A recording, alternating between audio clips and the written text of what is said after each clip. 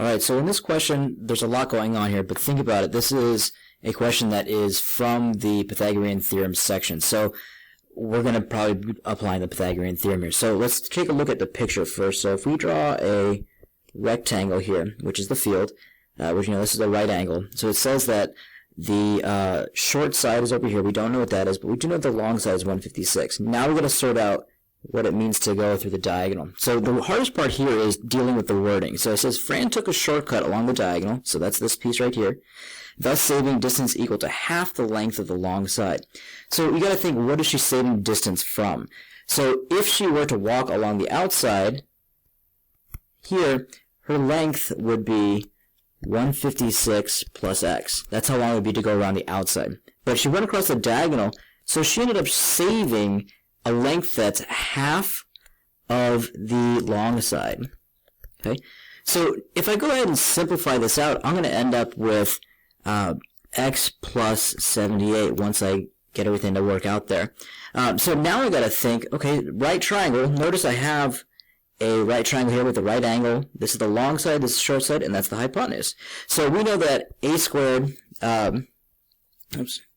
we know that a squared plus b squared is going to equal to c squared, okay, equals c squared. So in this case right here, we know that 156 squared plus x squared is going to equal to the quantity of x plus 78 squared. Make sure that you have parentheses around that whole c squared term, because that makes a big difference here.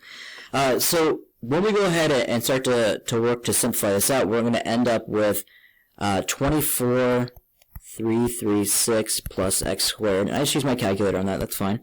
And over here, what I need to FOIL this thing out. So either use the FOILing method or go ahead and do a little box or whatever works for you. But for this thing, I'm going to end up with x squared plus 156x plus 6,084. Okay. Notice here the x squareds just cancel out, so I don't have to deal with a quadratic. But if I subtract the 6,084 from both sides, I'm going to end up with 18,252 is equal to 156x.